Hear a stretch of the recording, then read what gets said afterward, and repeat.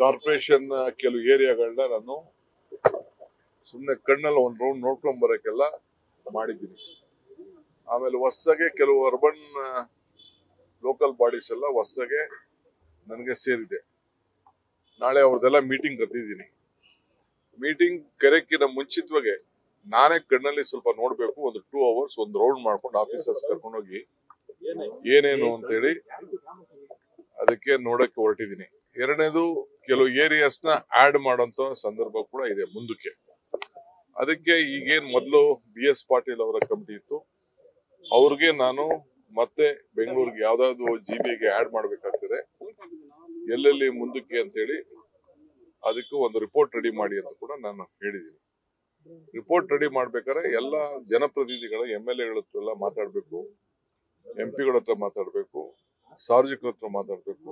ಎಲ್ಲ ಮಾತಾಡ್ಬಿಟ್ಟು ಆಮೇಲೆ ಕೆಲವೆಲ್ಲ ದೊಡ್ಡ ದೊಡ್ಡ ಸಂಸ್ಥೆ ಇರ್ತಾರೆ, ಅವ್ರ ಹತ್ರ ಕೂಡ ಎಲ್ಲ ಮಾತಾಡಿ ತೆಗೆದುಕೊಂಡು ಬನ್ನಿ ಅಂತ ಅವ್ರು ಕೂಡ ಹೇಳಿದ್ದೀನಿ.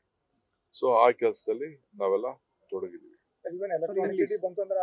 ಹೌದು, electronic city also, electronic city ಇರ್ಬೋದು, ಅದಕ್ಕಿಂತ ಮುಂಚಿತವಾಗಿರ್ಬೋದು, ನಮ್ಮ ವೈಟ್ ಫೀಲ್ಡ್ ಇರ್ಬೋದು, ಅದಕ್ಕಿಂತ ಮುಂಚಿತವಾಗಿರ್ಬೋದು, ಏರ್ಪೋರ್ಟ್ ರೋಡ್ ಇರ್ಬೋದು, ಈ ಕಡೆ ಯಲಹಂಕ ಕಾನ್ಸ್ಟಿಟ್ಯೂನ್ಸಿಲಿ ಮಾಗಡಿ ರೋಡ್ ಅಲ್ಲಿ ಇರ್ಬೋದು, ಎಲ್ಲಾ ಏರಿಯಲ್ಲೂ ಅಷ್ಟೇ ಎಲ್ಲೆಲ್ಲಿ ಅರ್ಬನ್ ಗ್ರೋತ್ ಜಾಸ್ತಿ ಆಗಿದೆ ಅದಕ್ಕೆಲ್ಲ ಮುಂದಕ್ಕೆ ನಾವು ಸ್ವಲ್ಪ ಪ್ಲಾನಿಂಗು ಅಚ್ಚುಕಟ್ಟಾಗಿ ಮಾಡ್ಬೇಕು. ಯಾಕೆಂದ್ರೆ ಕೆಲವು ಕಾರ್ಪೊರೇಷನ್ ಕಸನ ಇಲ್ಲಿ ಮಾತ್ರ ಇರ್ತದೋ, ಕಾರ್ಪೊರೇಷನ್ ಬೌಂಡ್ರಿಲಿ ಅಲ್ಲಿ ಬಿಟ್ಬಿಡೋದು, ಇದು ಪಂಚಾಯತ್ ಇದು ಅಂತ ಹೇಳ್ತಾರೆ, ಇದು CMC ಅಂತ ಹೇಳ್ತಾರೆ.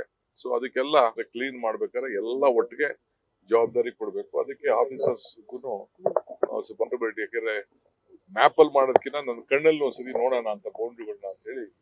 ಕೆಲವು ಕಾರ್ಪೊರೇಷನ್ ಮಾಡ್ಬೇಕಾದ್ರೆ ಬೌಂಡ್ರಿಗಳಲ್ಲಿ ಸ್ವಲ್ಪ ಹೆಚ್ಚು ಕಮ್ಮಿಗಳು ಇರ್ತವೆ ಅಂತ, ಅದೇನಾದ್ರು ರೆಕ್ಟಿಫಿಕೇಶನ್ ಮಾಡೋದಾದ್ರು ಹೀಗೆ ನಾವು ಮಾಡ್ಬೇಕಾಗ್ತದೆ ಎಲೆಕ್ಷನ್ ಮುಂಚಿತವಾಗಿ. ಅದಕ್ಕೆ ಅದನ್ನೆಲ್ಲ ಸೆಪರೇಟ್ ಮಾಡೋಣ ಅಂತ ಫೀಲ್ಡ್ ವಿಸಿಟ್ ಇತ್ತು.